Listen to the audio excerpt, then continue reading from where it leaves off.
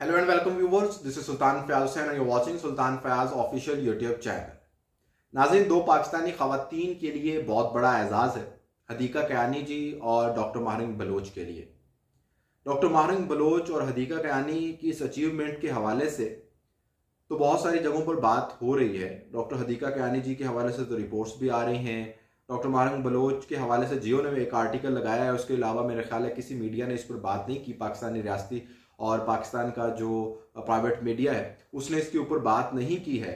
हदीका कयानी जी के हवाले से बात हो रही है, उनके हवाले से रिपोर्ट्स बन रही हैं। समा की एक रिपोर्ट जो आप देख रहे हैं स्क्रीन पर, इसके अंदर उन्होंने 2-2.5 मिनट के अंदर डॉक्टर तो नहीं, हदीका कयानी जी के हवाले से तो बताया है कि उनकी क्या अचीवमेंट्स हैं और उनको क्यों शामिल किया गया है इस फहरिस्त के अंदर। बेसिकली इन दोनों खवातीन को 100 खवातीन बराए 2024 यानी 2024 की वो खवातीन जो बाअसर हैं, मुतासिर कुन हैं और जिन्होंने इस सोसाइटी के अंदर कोई पॉजिटिव रोल प्ले किया है, उनको शामिल किया गया है। उसके अंदर 2 पाकिस्तानी खवातीन हैं। ये जो खवातीन है दुनिया भर से 100 खवातीन है, दुनिया भर से 100 खवातीन शामिल की गई हैं, जिनमें ये 2 खवातीन भी शामिल हैं। तो जनाब, ये जो BBC है इसने ये रिपोर्ट शाया की है और ये हर साल एक इस किस्म की रिपोर्ट शाया करता है, इस किस्म की फहरिस्त बनाता है, मुरतब करता है। उसके लिए बाकायदा उसकी पूरी टीम है जो इस सारे मामले की जांच पड़ताल करती है और उसके बाद ये फहरिस्त मुरतब करती है। तो इसके अंदर इन 2 खवातीन को शामिल किया गया है। इस फहरिस्त के अंदर शामिल होना एक हमेशा से एजाज़ की बात रही है और इसके अंदर जो लोग शामिल होते हैं उनको बहुत कदर की निगाह से देखा जाता है। तो पाकिस्तानी मीडिया इसके ऊपर क्यों दोगलापन कर रहा है, डॉक्टर माहरिन बलोच को क्यों नहीं दिखा रहा और हदीका कयानी जी को क्यों दिखा रहा है, इस पर तो बात करेंगे ही, लेकिन उससे पहले आपको ये बताएं कि इन दोनों को इस फहरिस्त के अंदर शामिल क्यों किया गया है। हदीका कयानी जी जो कि एक नामवर सिंगर हैं, बूहे बारियां सॉन्ग आपने उनका सुना होगा। इसके अलावा और भी बहुत सारे उनके नामवर गीत हैं, बहुत मशहूर गीत हैं और उन्होंने बहुत कुछ जो है वो गाया है। बहुत खूबसूरत आवाज़ की हामिल है और जितना खूबसूरत उनकी आवाज़ है जितनी, उतना ही खूबसूरत उनका दिल भी है। और हमेशा जब भी कभी इस मुल्क के अंदर कोई इस किस्म का मसला बना है, जब किसी मदद की ज़रूरत थी, तो सबसे पहले हदीका कयानी जी जो है ना वहाँ पर खड़ी होती हैं और हमेशा कोशिश करती हैं कि इसके अंदर वो जो भी अपना पॉजिटिव रोल प्ले कर सकती हैं वो करती हैं और जो भी उनका इनपुट होना चाहिए वो होता है।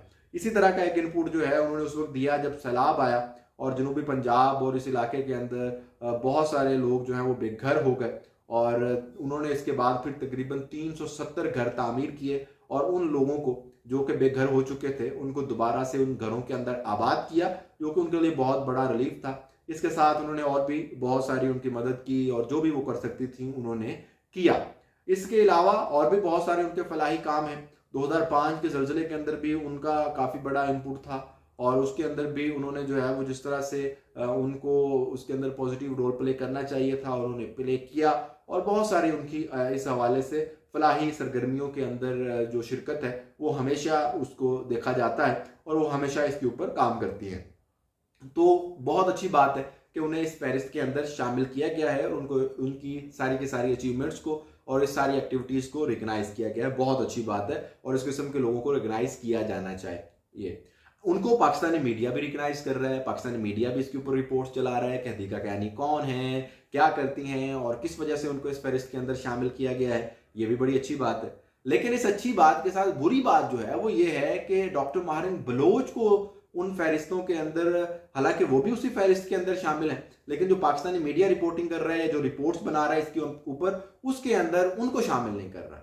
ये एक दोगलापन है। जियो ने मेरा ख्याल एक आर्टिकल लगाया है, उसके अंदर दोनों का जिक्र किया है, लेकिन बाकी किसी भी चैनल पर इस किस्म की कोई भी जो है वो बात मुझे सुनाई नहीं दी। जहां पर हदीका कयानी जी की बात हो रही है वहां पर डॉक्टर माहरिन बलोच की भी बात होनी चाहिए, क्योंकि दोनों ने एक ही से सेम फहरिस्त के अंदर दोनों को नाम शामिल है। तो वो उस फहरिस्त के अंदर एक पाकिस्तानी जो है वो हमारे लिए काबिल फ़ख्र है और दूसरे पर हम बात ही नहीं कर रहे, तो इसका क्या मतलब है कि उस पर हमें कोई फ़ख्र नहीं है। फिर तो हम खुद ही समझ रहे हैं कि वो क्योंकि वो बलूचिस्तान से हैं तो इसलिए पाकिस्तान से कोई ताल्लुक नहीं है और पाकिस्तान उनको ऑन नहीं कर रहा। तो ये एक आप खुद इस किस्म का जो है स्टांस कायम करने की कोशिश कर रहे हैं, जो फिर वहां पर बहुत सारे लोग इसको इस्तेमाल करते हैं और फिर बलोच जो है वो हमेशा ये सवाल करते हैं कि देखें आपकी तो रियासत जो है वो हमारे जो बच्चे हैं जो अचीवमेंट्स करते हैं उनको रिकग्नाइज ही नहीं करती, तो हम क्यों नहीं रिकग्नाइज करें आपको, हम क्यों कहेंगे हम पाकिस्तानी है। तो ये खैर जो एक फिर लसानी और सूबाई जो मसला है वो शुरू हो जाता है, जो कि नहीं होना चाहिए। लेकिन वो हो जाता है फिर इसके ऊपर। लेकिन रियासत का सबसे बड़ा किरदार इसके अंदर रियासत का होता है। ये जो लसानियत के बुनियाद पर जो लड़ाइयाँ होती हैं, जब हमेशा देखा जाता है कि इसके अंदर जो किरदार है वो पीछे से रियासत का ही निकलता है, कि लसानियत की जो लड़ाइयाँ हो रही हैं इसकी जो जड़ है वो रियासत के इदारों के अंदर से ही जाके मिलती है। तो खैर, अब डॉक्टर माहिर बलोच को आपको पता है कि इसलिए रिवॉर्ड दिया जा रहा है, या उनको इस फहरिस्त के अंदर इसलिए शामिल किया गया है कि उन्होंने जबरी गुमशुदगियों के हवाले से जो आवाज उठाई है, जिस तवाना तरीके से उनकी आवाज उठी है, शायद किसी और की नहीं उठी।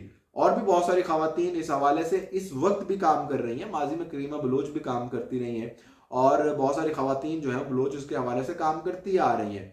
अभी भी डॉक्टर सबिया बलोच हैं, सम्मी दीन बलोच हैं, इसके साथ बेबो बलोच हैं, और फौजिया बलोच हैं, और इस तरह की बहुत सारी बलोच खवातीन जो हैं इसके ऊपर काम कर रही हैं। और ईमान मजारी साहिबा हैं, एडवोकेट जो वकील हैं, वो भी इसके ऊपर बहुत अच्छा काम कर रही हैं जबरी गुमशुदगियों के ऊपर। और उनके जो केसेस वगैरह होते हैं उनके अंदर वो सबसे बढ़ चढ़ कर नजर आती हैं हमें। और हमेशा वो बलोच जबरी गुमशुदा अफराद हों या कहीं भी वो इंसानी हकूक की पामाली हो रही हो, तो उसके हवाले से हमें सबसे आगे बढ़ चढ़ कर नजर आती हैं।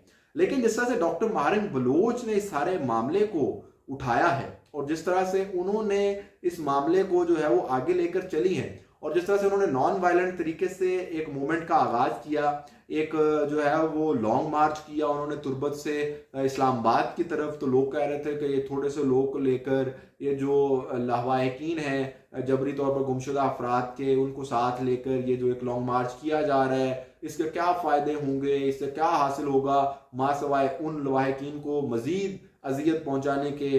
उनको लाठियां खानी पड़ रही हैं, उनके ऊपर वाटर कैनन से पानी फेंका जा रहा है, उनको शैलिंग बर्दाश्त करनी पड़ रही है, और ये सब कुछ हो रहा है, तो इससे क्या फ़ायदा हासिल होगा। इसी तरह की बातें जो बलोच राजी मुची के हवाले से एक उन्होंने इवेंट किया था, बलोच नेशनल गैदरिंग के हवाले से, उस वक्त भी बहुत सारे लोग उनके जो हैं उनको जान की बाजी भी हारना पड़ी थी, बहुत सारे लोगों को फायर खाने पड़े थे, बहुत सारे लोगों को जो है वहां पर इसके अंदर अपनी जान गंवानी पड़ी थी, और बहुत सारे लोग जख्मी हुए थे, बहुत सारे लोग गिरफ्तार हुए थे, बहुत सारे लोगों के ऊपर अभी तक मुकदमात हैं और वो चल रहे हैं, और जो है वो रास्ते बंद हो गए थे, सड़कें ब्लॉक थी, लोग जो है वो इधर उधर आने जाने में मुश्किलात दरपेश हो रही थी। तो उस वक्त भी कह रहे थे कि सबसे क्या हासिल होगा, तो ये हासिल हो रहा है कि अब ये कॉज बैनुल अक़वामी सतह पर इसको रिकग्नाइज किया जा रहा है। और जिस तरह से अब जो एविडेंसेस और जो जालमाना तरीक़ेकार बताए जाते थे कि रियासत ये भी करती है वो भी करती है, वो अब एक क्या कहते हैं डॉक्यूमेंट्री एविडेंसेस हैं,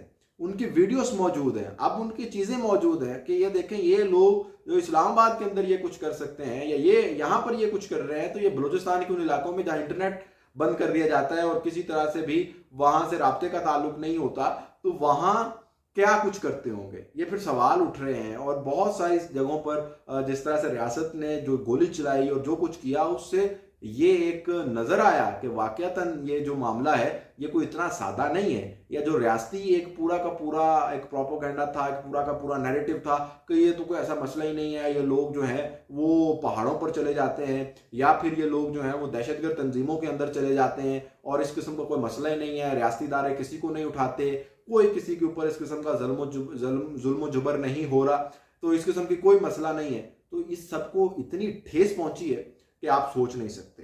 तो यही वजह है कि पाकिस्तानी मीडिया इसके ऊपर कोई रिपोर्ट नहीं कर रहा। अब क्या रिपोर्ट करेगा? अगर रिपोर्ट करेगा तो उसको ये बताना पड़ेगा कि जी डॉक्टर माहिर बलोच जो है वो पाकिस्तानी रियासत के मजालिम जो है वो आश्कार करती है दुनिया के सामने, तो वो दिखा सकता है। पाकिस्तानी मीडिया कभी भी नहीं दिखा सकता, कंट्रोल्ड मीडिया है, और इसके ऊपर कभी भी बात नहीं हो सकती, और ना ही होगी, और ना कभी हुई है।